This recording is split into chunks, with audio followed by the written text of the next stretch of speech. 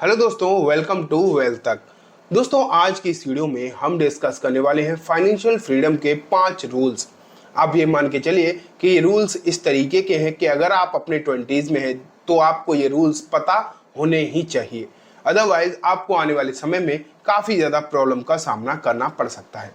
अब क्यों मैं ऐसा कह रहा हूँ, इसे हम एक रियल लाइफ एग्जांपल से लेकर चलते हैं, वहीं से हम समझते हैं, फिर हम पांचों रूल्स एक साथ देखेंगे। तो जैसा कि हम सबको पता है कि पिछले 1-2 साल पहले ही कोविड-19 की भयंकर महामारी फैली थी पूरे विश्व में। इसके चलते आपने कुछ चीज नोटिस करी होगी कि तमाम लोगों की मृत्यु हो गई। ये तो बात सच है, ये तो हमने सबने देखा। बहुत सारी अलग अलग प्रॉब्लम्स का भी लोगों को सामना करना पड़ा, लेकिन एक जो बहुत कॉमन हुआ कि बहुत सारे लोगों को नौकरी से हाथ धोना पड़ा। बहुत सारे, क्योंकि कंपनी उस समय बहुत तेजी से बंद हो रही थी, अपने ऑपरेशंस को बहुत तेजी से बंद किया जा रहा था। बहुत काम धंधा ठप हो गया और बिजनेसेस तो फिर भी, अपने जो बिजनेसमैन लोग थे वो तो फिर भी कैसे भी सरवाइव कर रहे थे, लेकिन जो जॉब वाले लोग थे बहुत तेजी से उनकी जॉब चली गई और एक झटके में चली गई, जिसका उन्हें अंदाजा भी नहीं था, जिसका उन्हें 1 महीने पहले ये सोच भी नहीं सकते थे कि मेरी नौकरी चली जाएगी। साथ में अगर हम इससे भी आगे बढ़े तो अभी रिसेंटली आपने देखा आईटी सेक्टर में रिसेशन की बातें चल रही थी। अब तब भी ये बातें थोड़ी कम हो गई हैं, लेकिन पिछले कुछ समय पहले ये बातें चल रही थी और बल्क में आईटी सेक्टर की कंपनी बल्क में एम्प्लॉइज को फायर कर रही थी, बल्क में फायर कर रही थी। तो इस बात से मैं कहना क्या चाहता हूँ, मेरा मतलब ये है कि जैसे ही हमारी एक नई नौकरी लगती है तो हम क्या करते हैं, सबसे पहले अगर सैलरी ठीक ठाक है तो क्या करेंगे कि जहां नौकरी लगी वहां पर या तो एक बढ़िया सा रेंट पे अपार्टमेंट ले लेंगे, नहीं लेंगे तो एक खरीद ही लेंगे, जिससे ईएमआई पे करते रहेंगे। एक बढ़िया सी गाड़ी ले लेंगे, लग्जरी कार। मतलब ऐसा नहीं है कि 1-8 करोड़ की बात नहीं कर रहा हूँ, 10-15 लाख की भी ले लेंगे, जिसकी एक ठीक ठाक सी लगभग 25-30-50 हजार की ईएमआई भी करवा लेंगे। तो हमारी एक सैलरी का एक बहुत मोटा हिस्सा शुरुआत से ही ईएमआई में जाना स्टार्ट हो जाता है, जिससे हमें बाद में होती हैं प्रॉब्लम्स। अब बात निकल कर आती है फाइनेंशियल फ्रीडम के रूल कौन कौन से। आखिरकार मैंने ये इतनी लंबी चौड़ी चीजें आपको बताई, क्यों बताई, क्यों ऐसी दिक्कतें आती हैं, क्या है प्रॉब्लम। तो पहला दोस्तों रूल मैं आपको बताता हूं। तो होता क्या है कि जब हम इतना सारा लोन बर्डन अपने सर पर डाल लेते हैं, तो अगर मजबूरी में या फिर किसी भी इमरजेंसी में हमें बहुत ज्यादा पैसे की एक साथ जरूरत पड़ जाए, या फिर नौकरी ही चली जाए, या फिर हम जो काम कर रहे हैं वो बंद हो जाए, तो बहुत बड़ी प्रॉब्लम का सामना हमें करना पड़ सकता है। क्योंकि नौकरी चली जाएगी, आप उसमें कुछ नहीं कर पाओगे। अगर आप प्राइवेट जॉब कर रहे हो, अगर वो चली गई तो आप उसमें कुछ नहीं कर सकते। और नई नौकरी कब मिलेगी, कितने सैलरी की मिलेगी, ये भी नहीं कहा जा सकता, क्योंकि कंपटीशन आप जानते हैं कितना है। लेकिन जो आपने कर्जा ले रखा है, जो ईएमआई आपको चुकानी है, वो तो चुकानी ही पड़ेगी, चाहे आपके पास नौकरी हो या फिर ना हो। इसे बैंक वालों को इस बात से कोई भी लेना देना होता नहीं है।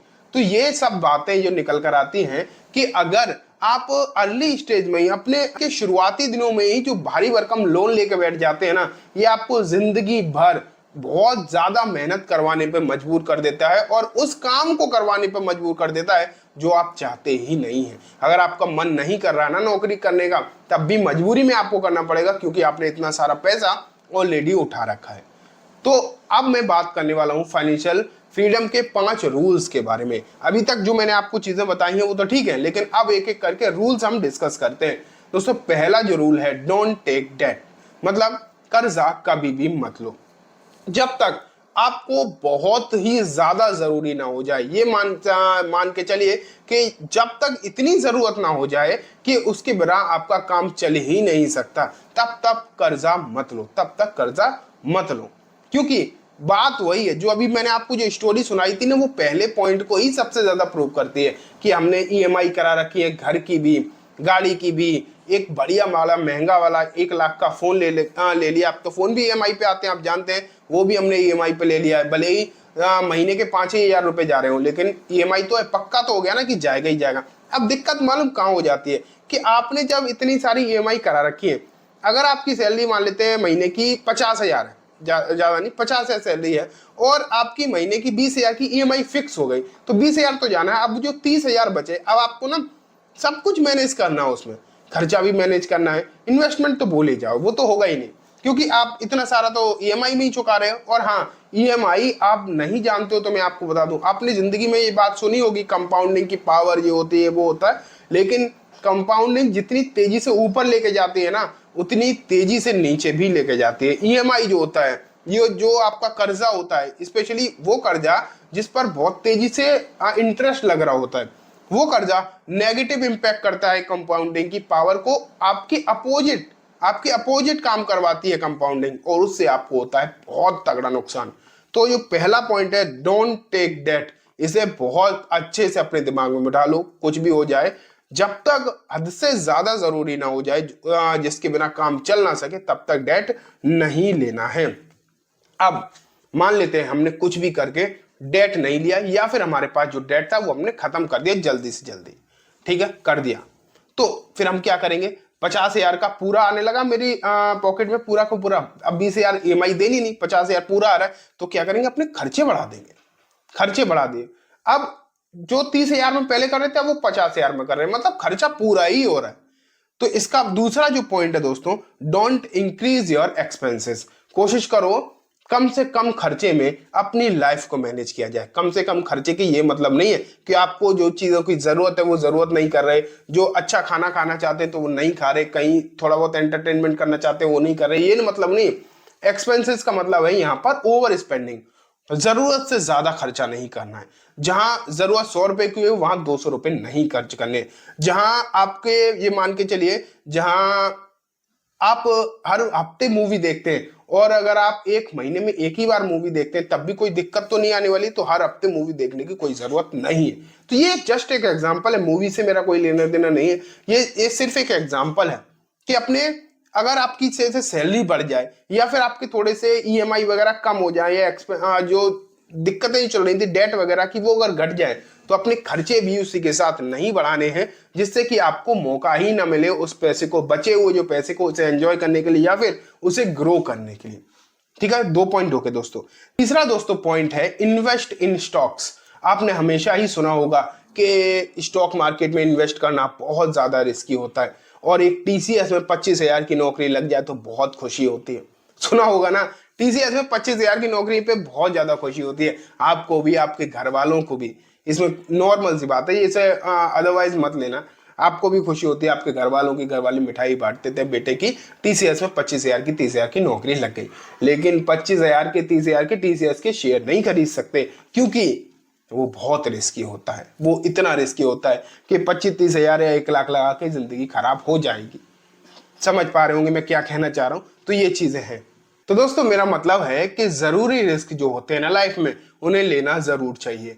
जैसे कि अगर हम स्टॉक्स में, TCS ही एक एग्जांपल ले रहे हैं, अगर ज्यादा नहीं, कुछ समय पहले एक ठीक ठाक सा पैसा TCS में भी लगाया होता, या इस तरीके की जो अच्छी और रेप्यूटेड कंपनी उनमें लगाया होता, तो आपका पैसा है जो बहुत तेजी से ग्रो करता। TCS में आपको कोई इन्वेस्टिंग की सलाह नहीं दे रहा हूं, वो कंप्लीटली आपके ऊपर डिपेंड करता है, आपको कहां करना है इन्वेस्ट। मैं आपसे बस इतना कह रहा हूं कि इन्वेस्ट जरूर करो, छोटा पैसा करो, कम पैसा करो, कम कम से स्टार्ट करो। कभी 10,000 करे, जब आपके पास 10,000 बचे तो 10,000 करे, अगले महीने अगर आपके पास 10,000 फिर बचे तो फिर से 10,000 करो।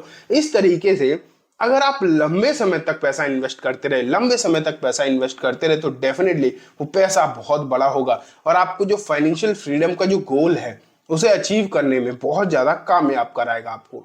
स्टॉक्स में आप डायरेक्टली नहीं इन्वेस्ट कर सकते, कोई दिक्कत नहीं, म्यूचुअल फंड्स के थ्रू करो। म्यूचुअल फंड से भी नहीं कर सकते, एक्टिव म्यूचुअल फंड में भी नहीं कर सकते, तो इंडेक्स म्यूचुअल फंड में करो, जो कि डायरेक्टली NSE और BSE ही बना रहे हैं, जैसे कि निफ्टी और सेंसेक्स, इन्हीं में कर सकते हो, जिसमें आपका रिस्क जो है बहुत हद तक मिनिमाइज हो जाएगा, और लंबे समय में रिटर्न तो आप जानते ही हैं कि मैं एक वीडियो ऑलरेडी बना चुका हूं निफ्टी पर, आप आई बटन में जाकर देखना, या एंड स्क्रीन में आपको वीडियो मिलेगी, उसे जरूर देखना। आपको मालूम पड़ेगा कि सिर्फ और सिर्फ निफ्टी से, जहां बहुत ज्यादा दिमाग लगाने की भी जरूरत नहीं है, सिर्फ निफ्टी से इन्वेस्ट करके आप कितना अच्छा खासा अमाउंट बना सकते हैं।